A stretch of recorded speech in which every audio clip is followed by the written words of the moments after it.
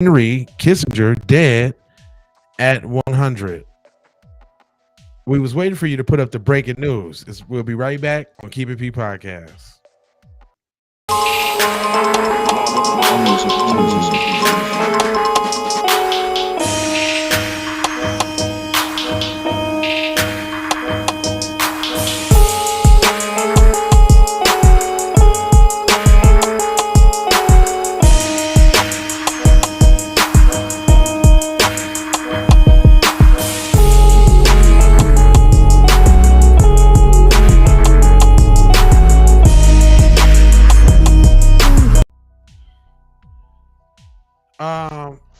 So I don't know if y'all have heard, if y'all have got the notifications on your phone, but Henry Kissinger, architect of U.S. foreign policy and owner of its disaster, dies at 100. He was also responsible for prolonging the African apartheid and the war in Angola. So Teasy wanted to call him the Tether King, I guess.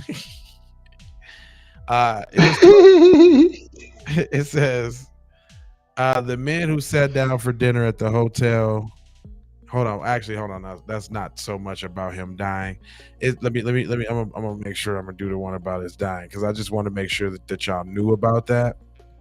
But it goes 1961. Henry Kissinger visited the Harry Truman at the Truman Presidential Library in Independence, Missouri. The former president gave him a personal tour and then invited him to his office. Truman already knew that the junior professional at Harvard, as Kissinger described himself with coy, modest in his book Diplomacy, was a rising star for foreign policy establishment. Notice that they say establishment.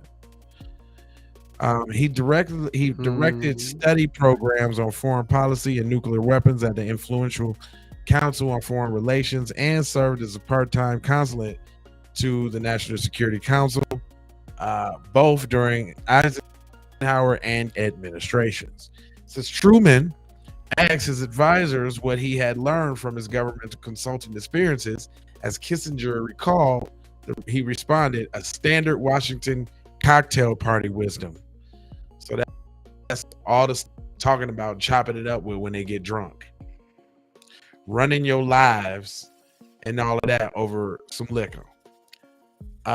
It says the bureaucracy function as a fourth branch of government, limiting any president's ability to act. Truman was not impressed, employing an expletive to make the point that he was an empty professor talk. Truman added, "If the president knows what he wants, no bureaucrat can stop him. The president has to know when to stop taking advice."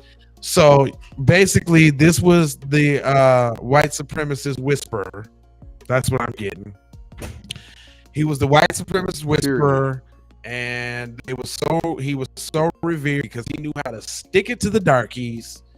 And he knew how to stick it to the darkies so long that he stayed in the position because he was one of their most esteemed race soldiers. You know, king of the tethers,